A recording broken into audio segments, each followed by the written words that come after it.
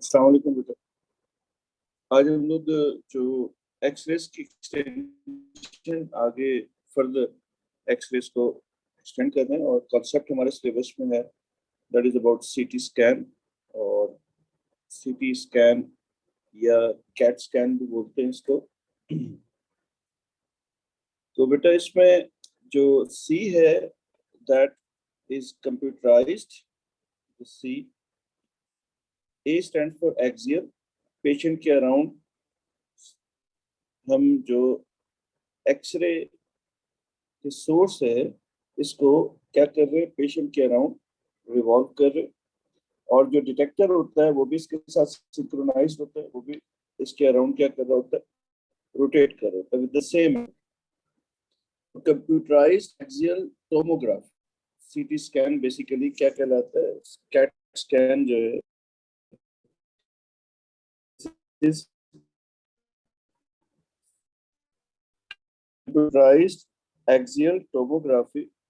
बेटा ये टोमोस जो है ये ग्रीक वर्ड है, ये ग्रीक वर्ड है और इसका मतलब होता है स्लाइस।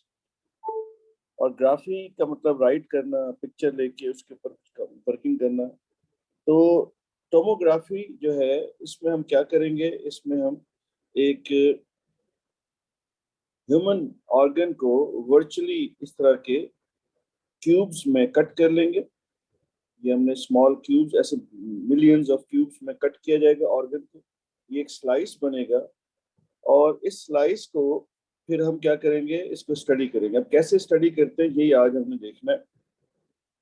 पहले तो मैं इसका बेसिक आपको समझा दूं कि हमारा जो सिलेबस कहता है उसके हिसाब से अगर हम सोचें तो x-rays of slice in section through the patient are taken repeatedly. ये अगर आपके पास यहाँ पर कोई ह्यूमन बॉडी के अंदर कुछ स्लाइस अंडर ऑब्जर्वेशन है, इस एंगल पे एक्सरे लिए गए, फिर इसको रोटेट किया गया, यहाँ से यहाँ लाया गया और एक्सरेज ली गई, फर्दर और रोटेट किया। इस तरह से डिफरेंट एंगल से एक्सरेज एक ही स्लाइस के आपके पास लिए जाएंगे। ठीक है। A computer is used to combine give two-dimensional image of slice। हर जो आपने एक्सरे इमेज लिया है उसका एक टू डायमेंशनल कंप्यूटर को इमेज मिलेगा। This repeated this is repeated for several successive slices to build up three-dimensional image। एक organ के जितने भी आपने स्लाइस कट किए हुए, हर ऑर्गन के लिए आप इस तरह से टू डायमेंशनल इमेजेस कलेक्ट करेंगे और इन द एंड कंप्यूटर का एक सॉफ्टवेयर होगा, वो इनको कंबाइन करके एक 3D इमेज बना देगा। और वो 3D इमेज जो है वो हम व्यू कर सकते हैं, उसको रोटेट कर सकते हैं। तो इसका मतलब ये है कि हमारे पास यहाँ पर जो इमेज बनता है, ये इमेज कैसा होता है बेटा, ये इमेज हमारे पास जो है ये 3D इमेज होगा।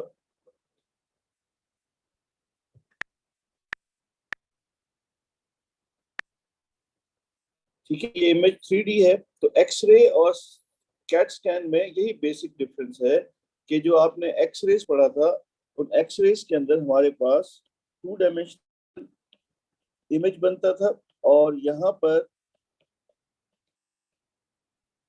कैट स्कैन के अंदर जो है हमारे पास क्या बनेगा बेटा, थ्री डायमेंशनल इमेज बनेगा। और कैसे बनेगा, हम क्या करेंगे, एक ऑर्गन को वर्चुअल स्लाइस में, मशीन जो है वर्चुअल स्लाइस में उसको कट कर लेगी और कट करने के बाद उसको डिफरेंट एंगल से उसकी एक्सरे इमेजेस ली जाएंगी। वो two dimensional x-ray images computer को दी जाती हैं। कंप्यूटर उन टू डायमेंशनल इमेजेस को कंबाइन करता है, उससे एक थ्री डायमेंशनल इमेज बना रहता है जिसको डॉक्टर जो है इजीली रोटेट करके व्यू कर सकता है। ठीक है, यानी कैट स्कैन के अंदर we can see we can go through the depth of the organ as well। X-ray का यही डिसएडवांटेज था कि एक्सरे में हम लोग जो थे वो डेप्थ ऑफ द ऑर्गन जो था उसको आइडेंटिफाई नहीं कर पा रहे थे। सही है, तो उसके बेहतर जो उससे इम्प्रूव्ड जो हमने किया काम वो कैट स्कैन कर दिया। मेरा ख्याल है इसमें हमें कोई प्रॉब्लम नहीं है। अब हमारे पास देखें, जब भी हम कुछ स्लाइस कट करेंगे तो स्लाइस के अंदर हम एक क्या कंसिडर करेंगे, हम बेटा एक क्यूब बनाएंगे। सबसे पहले ये एक क्यूब है, ठीक है, यहाँ पर हमने शो भी किए। तो ये क्यूब हमारे पास होगा और इस क्यूब को अगर हम फर्दर डिवाइड करें इस तरह के स्मॉल पोर्शंस में, ये स्मॉल कट आपको पोर्शन नजर आ रहे हैं, और ये अगर आप इस क्यूब के इन छोटे जो पोर्शन यूनिट्स को आपने यहाँ पे बनाया है, कट किया है, अगर इनको आप फर्दर डिवाइड करके यू कट करें तो इस तरह का आपको एक क्यूबॉइड शेप का एक मिलेगा, यानी एक क्यूब है, उस क्यूब को फर्दर आपने कट किया और ये क्यूब आपने यहाँ से एक्सट्रैक्ट किया, तो इस तरह का शेप है। इसको क्या कहेंगे? इसको वॉक्सल कहेंगे। अब वॉक्सल का मतलब क्या होता है? Voxel, V is volume, EL means element. ये वॉल्यूम एलिमेंट है, यानी थ्री डायमेंशनल।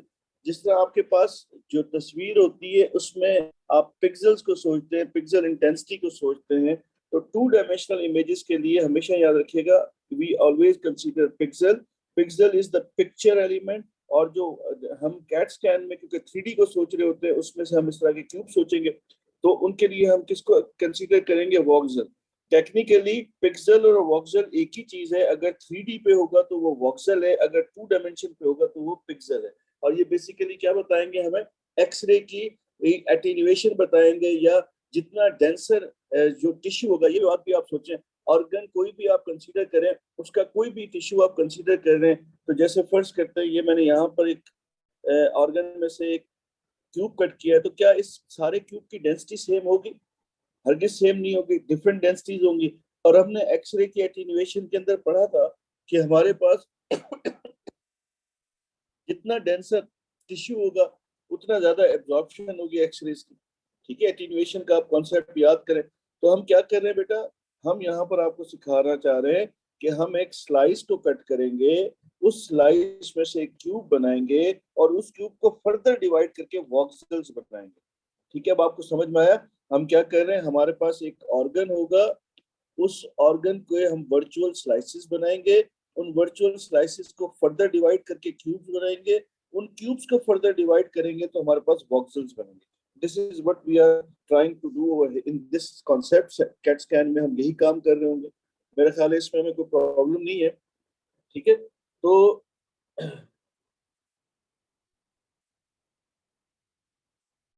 ये हमारे पास जो है यहाँ पर बेटा, ये जो क्या कहते हैं इसको, क्यूब वॉक्सल है, मैंने एक क्यूब के ये वॉक्सल्स बना लिए।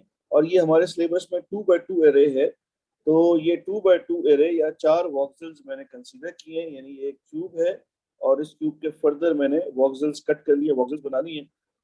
तो इसमें अब ये आपके पास जो नंबर्स आ रहे हैं, ये पिक्सल इंटेंसिटी है बेसिकली। और ये पिक्सल इंटेंसिटी बताती है कौन सा पोर्शन, ये कौन सा टिश्यू या कौन सा हिस्सा उस क्यूब का डेंसर है। यानी ये जो 8 आ रहा है, this is the hard tissue, यहाँ पे डेंसिटी ज्यादा है। This one is a software tissue. ये जो नंबर लिखे हुए नजर आ रहे हैं, इनको आप क्या कहेंगे? This is called pixel intensity. तो हम दोबारा से सारी बातों को सोचते हैं, ताकि हम जो इन्फॉर्मेशन अभी तक हमने सोची है उसको एक दफा दोबारा से री गो कर ले। हम लोग इससे प्रीवियस क्लासेस में, फिजिकल क्लासेस में एक्सरे इमेजिंग पढ़ चुके हैं। और एक्सरे इमेजिंग में हमारे पास प्रॉब्लम ये था कि हम किसी भी इमेज को जब कंसीडर करते थे तो वो टू डायमेंशनल इमेज होती थी, और हम उसके जो डेप्थ ऑफ द ऑर्गन है उसको इन्वेस्टिगेट नहीं कर पाते थे। फिर इसका हमने सोल्यूशन क्या सोचा? इसका सोल्यूशन हमने ये सोचा कि हम किसी भी ऑर्गन को, किसी भी ह्यूमन बॉडी के अंदर ऑर्गन को कंसीडर करेंगे और उस ऑर्गन के डिफरेंट डिफरेंट एंगल से एक्सरे इमेजेस लेंगे, और वो एक्सरे इमेजेस हम कंप्यूटर को देते हैं। कंप्यूटर उन सारी टू डायमेंशनल इमेजेस को, याद रखिएगा, ये जो इस वक्त इमेज यहाँ पर ली जा रही है ये टू डायमेंशनल इमेज होगी, ये याद रखिएगा। ठीक है, तो डिफरेंट एंगल से ये टू डायमेंशनल इमेजेस कंप्यूटर के पास जाएंगी। कंप्यूटर उन सबको कंबाइन करके एक थ्री डायमेंशनल इमेज बनाएगा, और वो सॉफ्टवेयर इतना पावरफुल होगा कि डॉक्टर जो है वो ऑर्गन को रोटेट करके भी देख सकता है, टॉप और बॉटम और किसी भी एंगल पे वो ऑर्गन को एग्जामिन कर सकता है, क्योंकि हमने तकरीबन उसके ऑल अराउंड हमने क्या किए, इमेजेस ली हुई हैं, और उन इमेजेस को कंबाइन करके हमने, कंप्यूटर ने एक आपके पास 3D इमेज बनाया हुआ। ठीक है, अब उसको करना किस किस तरह से? हमने इसको सोचना इस तरह से कि हमारे पास एक ऑर्गन है अंडर ऑब्जर्वेशन, उस ऑर्गन के हमने वर्चुअल स्लाइस कट करना है, उस स्लाइस को फर्दर डिवाइड करना है क्यूब्स के अंदर, और क्यूब्स को फर्दर डिवाइड कर देना है वॉक्सल्स के अंदर। और वॉक्सल्स क्या होंगे बेटा? वॉक्सल्स इस तरह के, हर क्यूब के अंदर हम इस तरह के छोटे जो टाइनी जो क्यूब है इनको कट करेंगे, इनको हम क्या कहेंगे? इनको हम वॉक्सल्स कहेंगे। और ऐसा जब हम कोई भी सीटी स्कैन ले रहे होते हैं, कंसीडर कर रहे होते हैं, ऐसे मिलियंस ऑफ वॉक्सेल्स होते हैं जिसकी इंफॉर्मेशन से ऑर्गन के बारे में इंफॉर्मेशन गैदर की जाती है। अब ये काम कैसे होता है, इसका एल्गोरिथम क्या होगा, वो बड़ा आसान सी ट्रिक है, बहुत आसान सा है, हम उसकी तरफ जाएंगे। अब इसके लिए हमने क्या किया, हमने एक क्यूब कंसीडर किया और उस क्यूब के 4 हिस्से कर दिए, यानी 2x2 एरे हमारे सिलेबस के अंदर है, वैसे तो ज्यादा हो गए हैं मॉडर्न उसमें, लेकिन हम 2x2 को कंसीडर कर रहे हैं। और इसमें जो ये नंबर लिखे हुए नंबर नजर आ रहे हैं आपको, this is called pixel intensity. और ये जो लार्जर नंबर नजर आएगा इसका मतलब इतना हार्डर ये टिश्यू है। और आप ये इमेजिन कर सकते हैं कि किसी भी स्लाइस को आप कंसीडर करें तो वहां पे डेंसिटी यूनिफॉर्म नहीं होगी।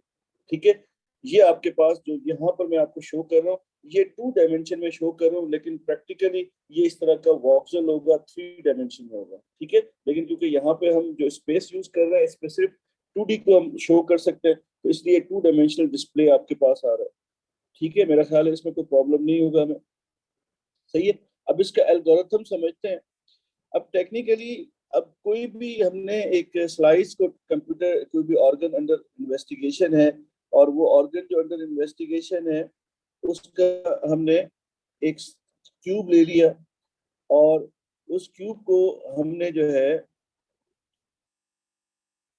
वॉक्सल्स में ये कट कर लिया। अब जो डिटेक्टर है या जो कंप्यूटर है उसको कुछ भी पता नहीं है, ये आप समझें कि ये आपके पास कोई 2x2 एरे है और इसका कुछ भी आप कंप्यूटर को नहीं पता। ठीक है, और मैं यहाँ पर जो भी अभी कैलकुलेशन करूंगा या जो भी आपको समझाऊंगा वो इस बात पे ही बेस करता होगा, वो कैसे होगा वो अब आपको सिखाना है। अब जो कंप्यूटर की मेमोरी है वहां पर मैंने क्या किया, इन जो आपके पास वॉक्सल्स हैं इनको नाम दे दिया मैंने, इसको ए कहा, इसको बी, इसको सी का। इस वक्त कंप्यूटर की मेमोरी सेट की हुई है 0 0 पे, ये कंप्यूटर की मेमोरी है। ये 0 0 क्या है, ये पिक्सल इंटेंसिटीज है बेटा इस वक्त, यानी जो ऑर्गन अंडर इन्वेस्टिगेशन है, यानी कंप्यूटर अभी तक हमने एक्सरेज को ऑर्गन पे फॉल नहीं कराया, तो हमारे पास जो कंप्यूटर की मेमोरी है उसके एल्गोरिथम के लिए हमारी इंफॉर्मेशन क्या गैदर हो रही है, 0 0 गैदर हो रही है। ठीक है, अभी तक कुछ भी हमने उसके ऊपर फॉल नहीं करा। सही है, और ये एक हमारे पास 2x2 एरे है जिसका कंप्यूटर का कुछ इंफॉर्मेशन नहीं है। ठीक है, लेकिन अब इसको समझाने के लिए मैंने क्या किया, यहाँ पर कुछ पिक्सल इंटेंसिटीज को कंसीडर कर लिया, और later on I will prove कि ये किस तरह से कंप्यूटर को कैसे पता लगेगा। ठीक है, ये मैंने खुद अज्यूम किया है, कंप्यूटर के पास इस वक्त इस तरह का सिनेरियो है। ठीक है, इस तरह का सिनेरियो है, लेकिन जस्ट फॉर योर अंडरस्टैंडिंग मैंने यहाँ पर पिक्सल इंटेंसिटीज को अज्यूम कर लिया। आई होप मेरी बात कन्वे होगी। ठीक है, अब जो ओरिजिनल डायरेक्शन है इसकी, this let this B D1, मैंने डायरेक्शन D1 से एक्स रेज को इंसिडेंट कराया। अच्छा, अब जब मैंने एक्सरे को इंसिडेंट कराया यहाँ पर, तो ये मेरे पास जो है यहाँ पर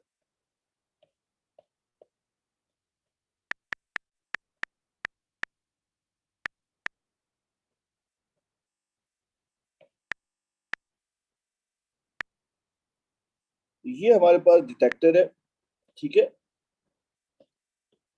ये डिटेक्टर है और ये हमारे पास जो ट्यूब है अंडर इन्वेस्टिगेशन वो, और उसके वॉक्सल्स है A B C D, यहाँ से एक्सरेज आ रही है।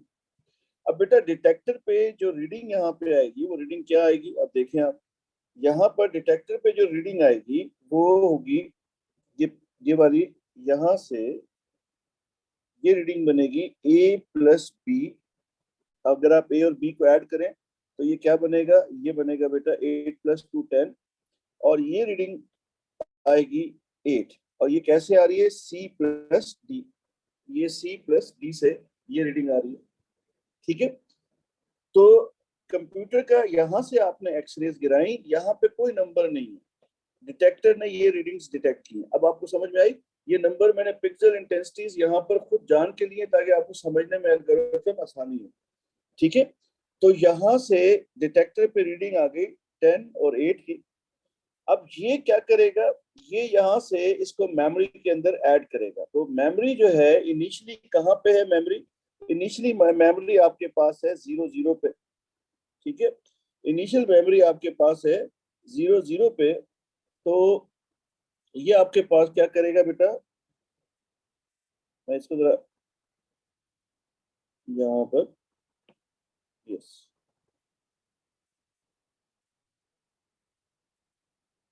तो अब कैसे बेटा इसमें से काम होगा, दोबारा देखें। आपने यहाँ से एक्स रेज को फॉल कराया, डिटेक्टर पे रीडिंग आ गई A+B 10 और 5+3 8।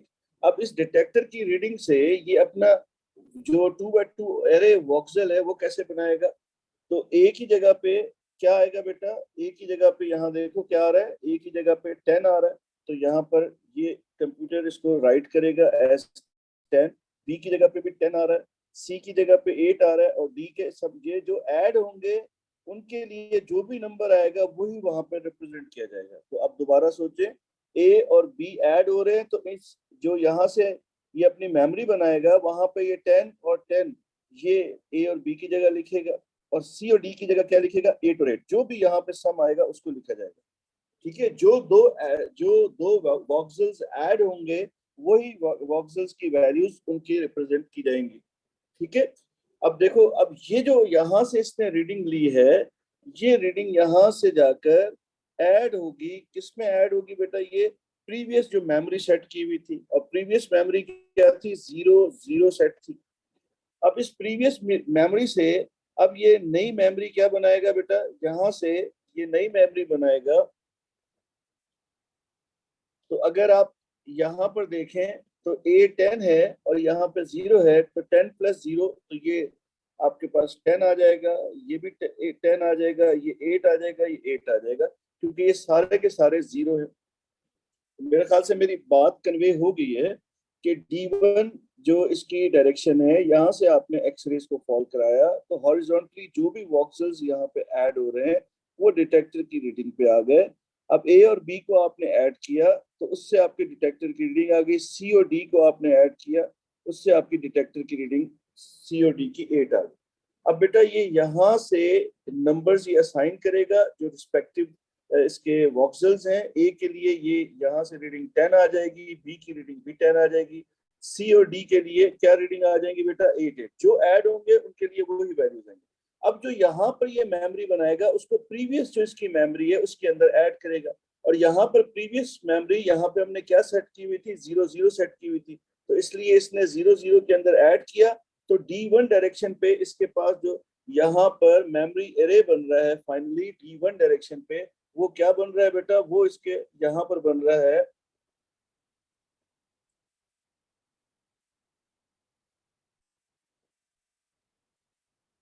10 10 8 और 8। ठीक है, ये हमारे पास पहली जो ओरिजिनल डायरेक्शन में इसने एक्सरेज ली उससे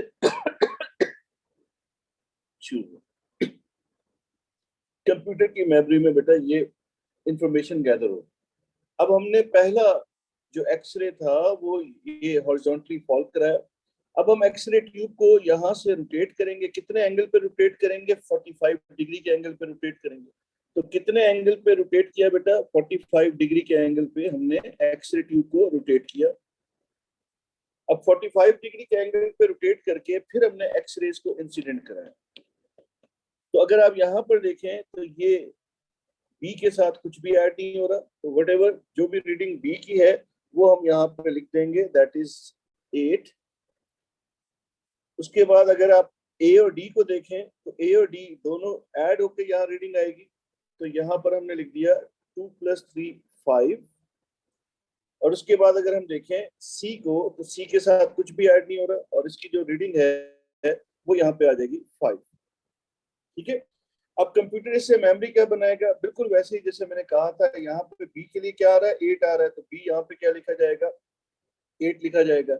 और जो दो ऐड हो रहे हैं उनको किस नंबर से रिप्लेस किया जाएगा, 5 से। यहाँ पे ये 5 आ रहा है तो ए की जगह पे भी 5 आ गया, डी की जगह पे भी 5 आ गया, और सी पे कुछ भी ऐड नहीं हो रहा तो यहाँ पर ये 5 आ गया। तो यहाँ पर दोबारा देखें, ये 8 आ गया तो बी की जगह 8 आ गया, ए और डी ऐड हो रहे हैं, इनका सम 5 आ रहा है तो ए की जगह पे भी 5 आ गया और डी की जगह पे भी 5 आ गया, और ये सी जो है यहाँ से इसमें कुछ भी ऐड नहीं हो रहा, ये अपनी जगह पे 5 आ गया।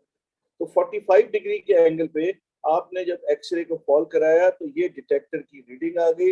इस डिटेक्टर की रीडिंग से कंप्यूटर के लिए मेमोरी क्या बनी, मेमोरी में इस एंगल की मेमोरी बन गई 2855।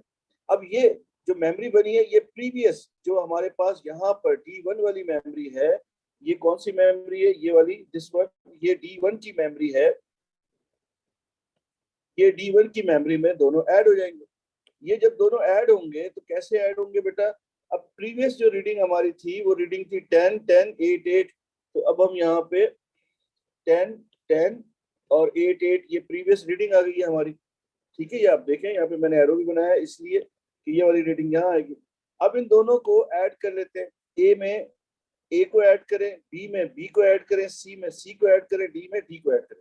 तो ए में ए को ऐड करके अब मेमोरी क्या बनेगी बेटा इसकी, ए को ए में ऐड किया तो ए 5 और 15 आ गया, बी आ गया आपके पास 10 और 8 18, सी आपके पास है यहाँ पर 5 और 8 13, और ये भी 13 आ गया।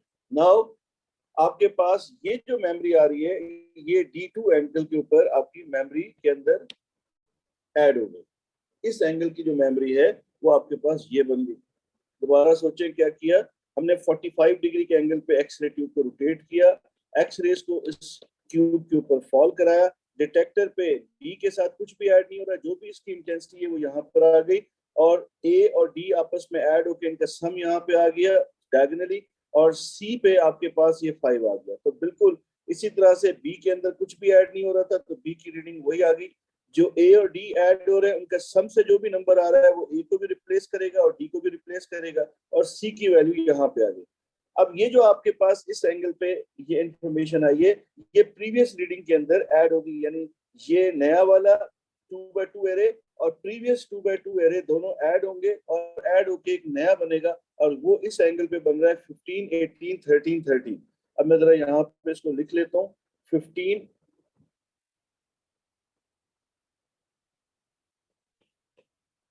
15 18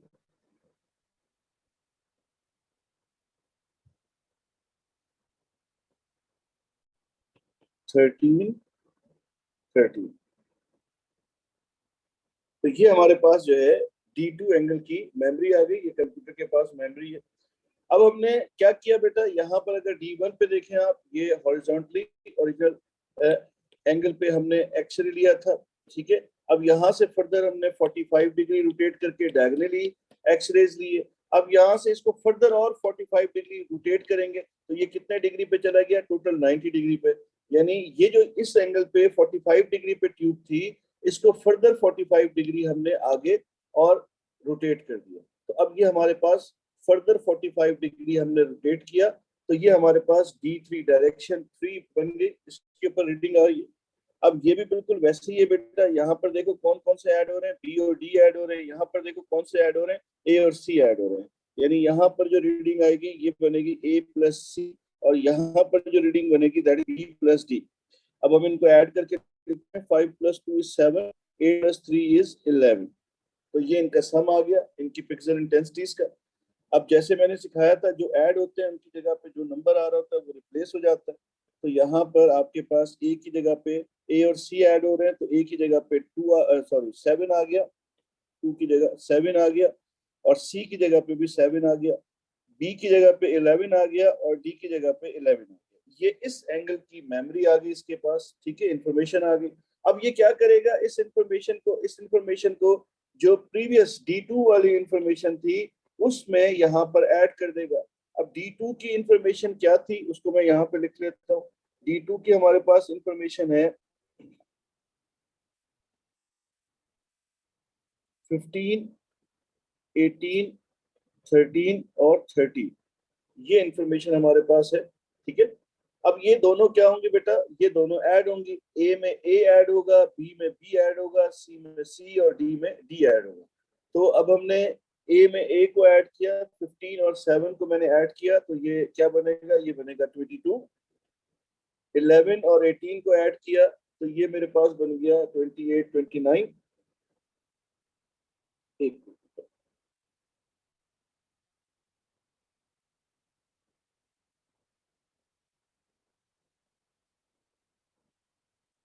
और 13 और 7 को ऐड किया तो ये आ गया 20, और 11 और 13 को ऐड किया तो ये आ गया 24। अब ये इस एंगल पे हमारे पास जो मेमोरी है वो मेमोरी के अंदर इंफॉर्मेशन ऐड होगी। दोबारा देखिए, हमने ट्यूब को फर्दर 45 डिग्री रोटेट किया। अब जिस एंगल से एक्स रेज फॉल कर रही हैं, जो यहाँ पे पिक्चर इंटेंसिटीज हैं, वो हमने यहाँ पे ऐड करनी है। डिटेक्टर के पास ये रीडिंग आ गई। अब डिटेक्टर के पास रीडिंग कैसे आ रही है? A प्लस सी और B प्लस डी से आ रही है। अब कंप्यूटर के प्रोग्राम में ये चीज मतलब डिजाइन की भी होगी। अब वो क्या करेगा? A की जगह पे जो यहाँ पे सम आ रहा है उसको असाइन कर देगा, और C की जगह पे जो सम आ रहा है उसको असाइन करेगा। B की जगह पे जो सम आया उसको असाइन कर रहा है, और D की जगह पे जो सम आ रहा है उसको असाइन कर रहा है। अब ये इस एंगल पे इसकी इंफॉर्मेशन आ गई। इस इंफॉर्मेशन को ये प्रीवियस रीडिंग के अंदर क्या कर रहा है? ऐड कर रहा है, और ऐड करके यहाँ से हमारे पास एक D3 पे जो फाइनल हमारे पास इंफॉर्मेशन रिजल्ट हो रही है वो यहाँ पे इसने डिजाइन कर लिया। तो ये मेमोरी एरे इसका आ गया D3 का।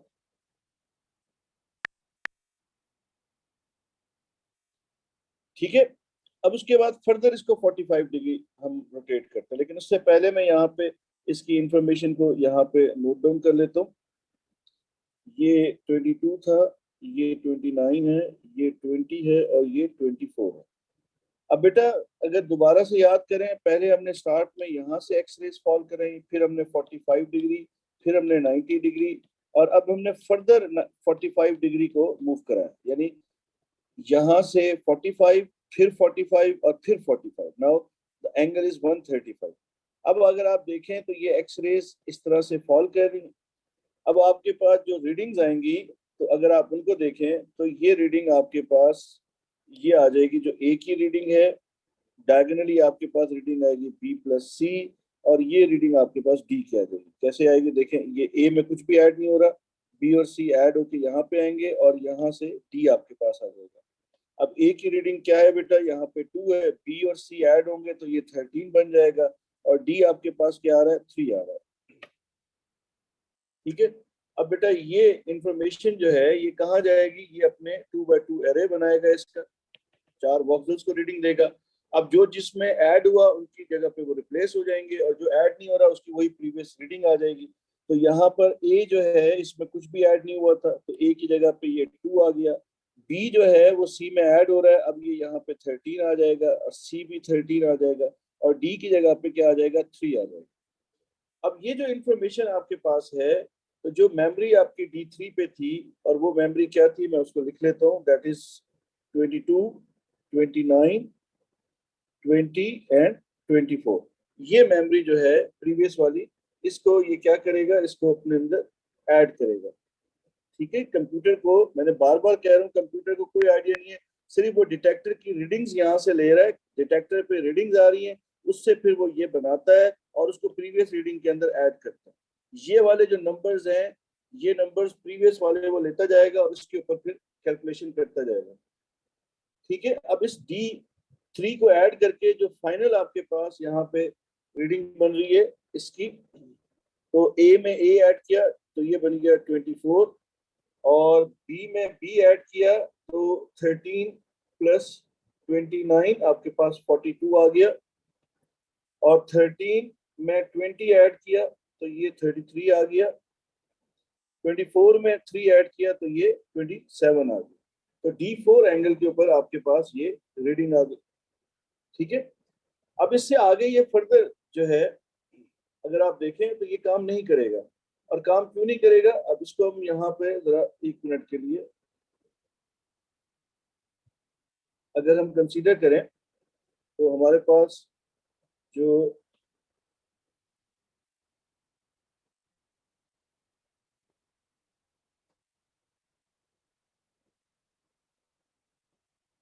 तो बेटा अगर मैं इसको कंसीडर करता हूँ, ये मेरा डिटेक्टर है, और एक्स रेज को मैं यहाँ से फॉल करा रहा हूँ।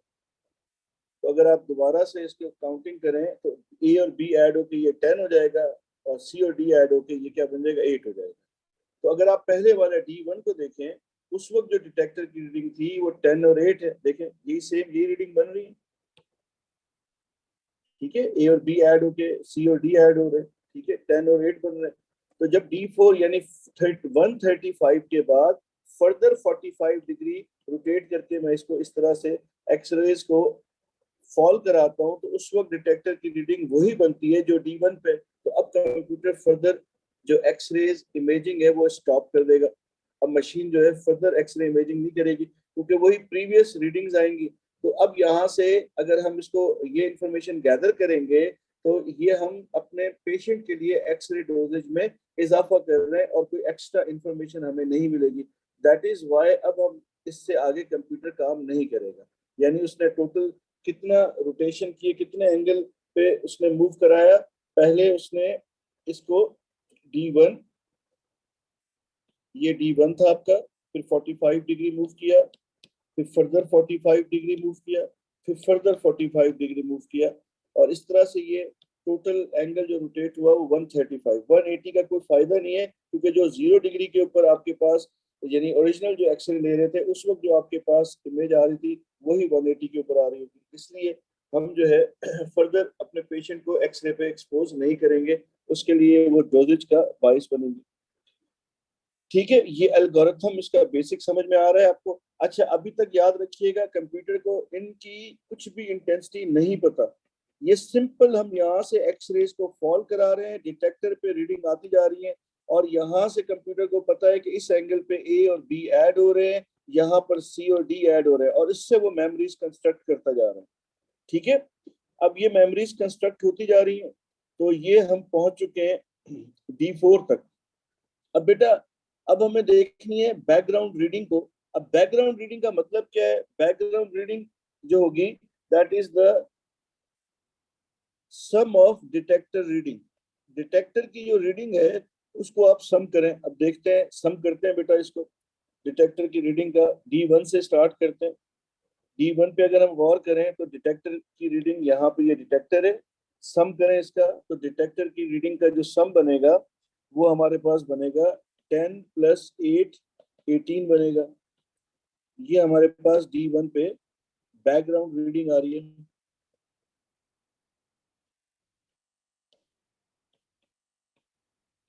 अब D2 पे चेक करते हैं बैकग्राउंड रीडिंग। तो D2 पे अगर मैं बैकग्राउंड रीडिंग चेक करता हूँ तो ये बन रहा है 8 + 5 + 5।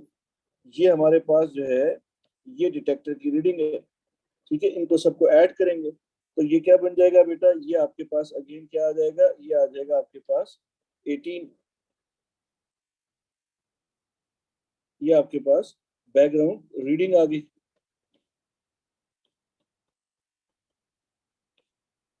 अब D3 पे चेक करें बैकग्राउंड रीडिंग। तो D3 पे आप बैकग्राउंड रीडिंग इनकी चेक करें तो 11 + 7, तो 11 + 7, तो ये भी 18 आ गया।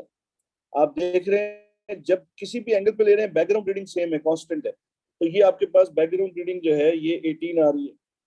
और उसके बाद D4 पे चेक करें, तो अगर हम इसको D4 पे चेक करते हैं तो दिस इज 2 + 13 + 3, तो ये अगेन आपके पास क्या आ जाता है? 18 आ जाता है। तो किसी भी एंगल से आप बैकग्राउंड रीडिंग को काउंट करें तो वो आपके पास सेम आ रही है।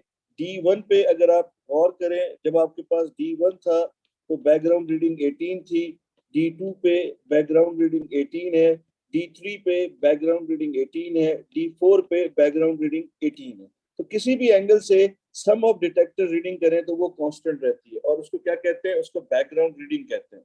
अब जो कंप्यूटर है वो बैकग्राउंड रीडिंग को कैलकुलेट करेगा।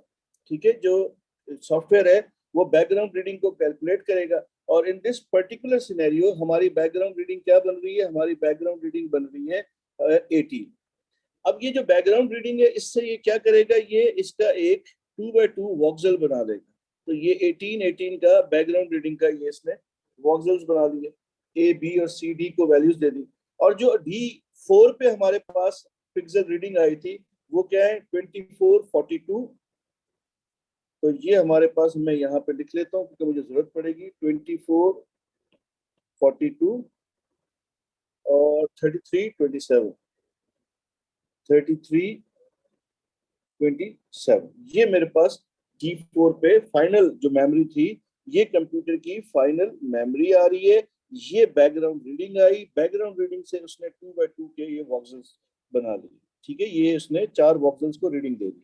अब क्या करेगा कंप्यूटर, जो ये बैकग्राउंड रीडिंग है उसको ये सब्ट्रैक्ट करेगा, ये बैकग्राउंड रीडिंग है, इसको सब्ट्रैक्ट कर देगा किसमें से बेटा, ये जो आपके पास फाइनल आए थे, ठीक है, कौन से आए थे, ये 24 है, ये 42 है, ये 33 है और ये 27।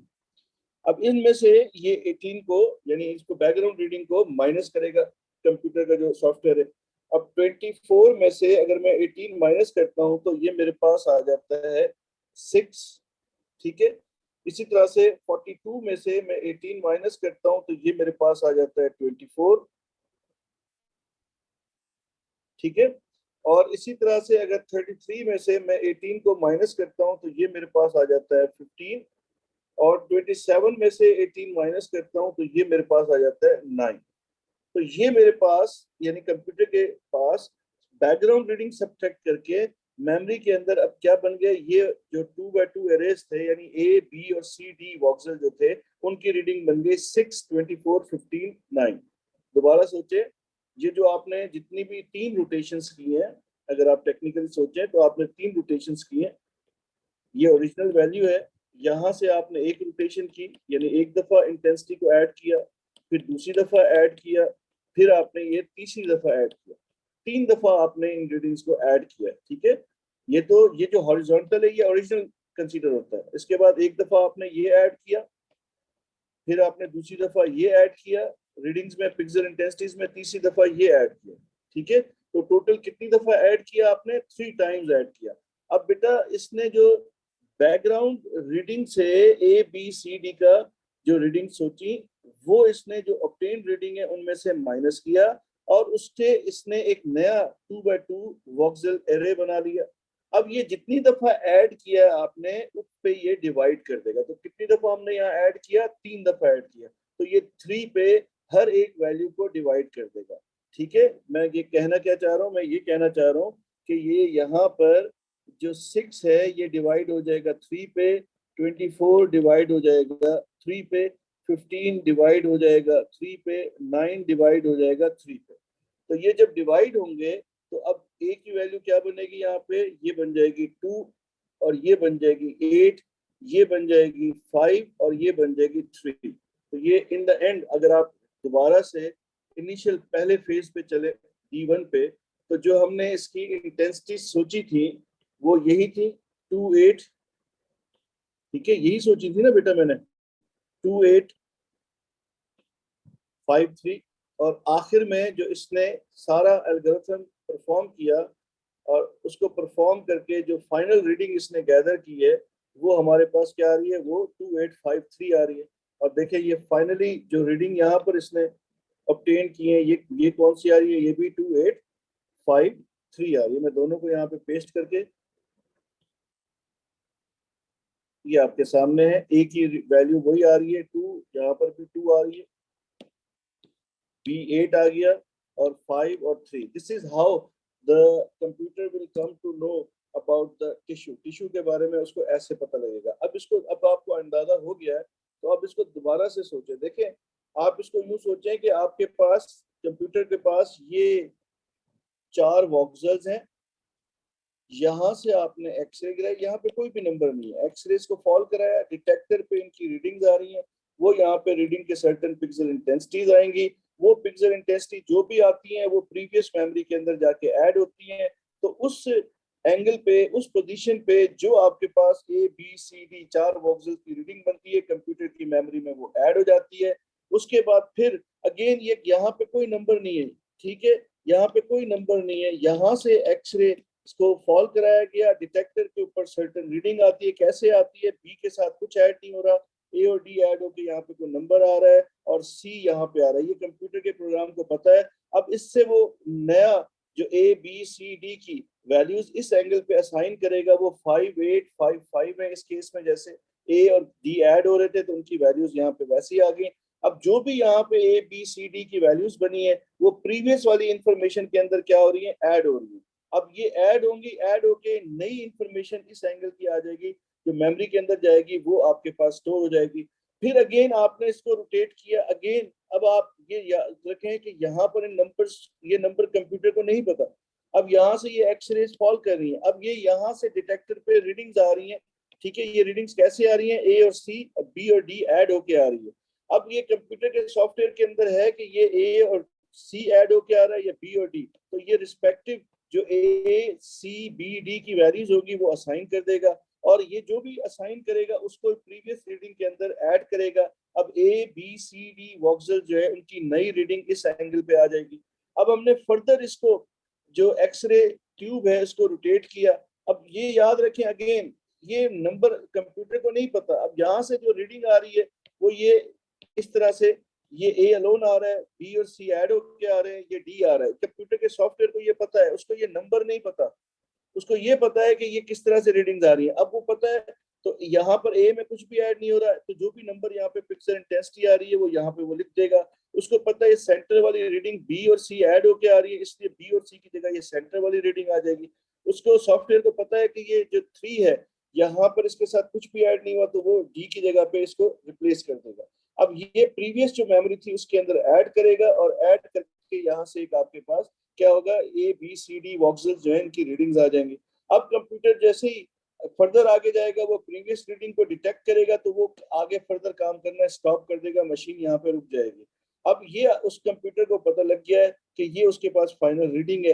अब कंप्यूटर का जो सॉफ्टवेयर है वो हर रीडिंग के ऊपर बैकग्राउंड रीडिंग को चेक करेगा, और बैकग्राउंड रीडिंग को चेक करने के बाद वो बैकग्राउंड रीडिंग से ए बी सी डी वॉक्सल्स की रीडिंग असाइन करेगा, और जो प्रीवियस जो final voxel A B C D की वैल्यूज थी उनमें से इनको माइनस करेगा, और माइनस करके ए बी सी डी नया जो है इनकी वैल्यूज असाइन करेगा। उसके बाद कितनी दफा आपने ऐड किया, तो ये याद रखिएगा हॉरिजॉन्टल ओरिजिनल कंसीडर कराता है, जिसपे किसी भी पर्सन का एक्सरे हॉरिजॉन्टल एंगल पे ही लिया जाएगा, तो ये ओरिजिनल कंसीडर किया जाता है, इसके एडिशन को कंसीडर नहीं किया जाता। लेकिन ये आपने रोटेट किया, एक दफा यहाँ पे इनको ऐड किया, फिर दूसरी दफा आपने इस तरह से ऐड किया, फिर तीसरी दफा आपने इस तरह से ऐड किया, तो 3 दफा आपने पिक्सल इंटेंसिटीज को ऐड किया, तो इसलिए 3 पे आपने इसको डिवाइड कर दिया। हर वैल्यू को, ए की वैल्यू भी 3 पे डिवाइड हो रही है, बी की भी, सी की भी और डी की भी, और इस तरह से ये final A B C D की वैल्यूज कंप्यूटर के पास आ जाएंगी। अब उसको पता है कि ये जो मैंने यहाँ पर इस स्लाइस के अंदर जो क्यूब मैंने यहाँ पे कंसीडर किया हुआ है, उस क्यूब के अंदर जो वॉक्सल्स हैं ए बी सी डी, इनकी पिक्सल इंटेंसिटी जो है वो ये है। ये इंफॉर्मेशन जो है, ये एक्सरे इमेज यहाँ से ये इंफॉर्मेशन कंप्यूटर अपने पास सेव करेगा। फिर ऐसे ही एक और क्यूब लिया जाएगा, और ऐसे मिलियंस ऑफ वॉक्सल्स जो है उनकी इंफॉर्मेशन को गैदर करके एक 3 डायमेंशनल इमेज जो है वो आइडेंटिफाई की जाती है। तो this is how CT scan works. इसका एल्गोरिथम कुछ इस तरह का ही होता है, ठीक है। मेरा ख्याल है इसमें हमें कोई प्रॉब्लम नहीं है। ये मैथमेटिक्स आपको समझ में आ गया है कि इसमें किस तरह का मैथमेटिक्स इन्वॉल्व होता है और क्या काम किया जाता है इसमें, ठीक है। अब इसमें एक छोटा सा काम कर लेते हैं। ये एक क्वेश्चन है, ये मेरे ख्याल से यस विंटर 12 का क्वेश्चन है, पेपर 43 का। एक सिंपल मॉडल दिया है एग्जामिनर ने, और ये वॉक्सल्स हैं A B C D. The model consist of 4 voxel with pixel numbers A B C D. So in this model, the voxels are viewed in turn along 4 different directions: D1, D2, D3, and D4. This is D1, this is D2, this is D3, and this is D4. So the pixel readings in each of the 4 directions are noted. The total pixel reading for any direction is 19. This is background reading. The pixel reading for all the directions are summed to give the pattern. ये आपके पास final जो हमने D4 पे reading calculate की थी ये वो आ गई, एग्जामिनर ने बताया। State the background reading in this model. तो बैकग्राउंड रीडिंग हमारे पास कितनी आ रही है, that is 19 as stated by examiner. Examiner ने हमें बता दिया यहाँ पे, ठीक है। The pixel reading for any direction, ये पिक्सल की सम टोटल पिक्सल रीडिंग, ठीक है। उसके बाद नेक्स्ट वो कहता है determine each of the pixel reading. अब यहाँ से आपको बैकग्राउंड रीडिंग पता है, आपको ये आपका अगर फॉर एग्जांपल दिस इज, इसने क्या इसको लेबल किया ए, इसको लेबल किया बी, इसको लेबल किया सी और इसको डी। अब बेटा इनमें से हमें क्या करना पड़ेगा, हमें 25 में से अब हम यहाँ पर डिजाइन कर लेते हैं।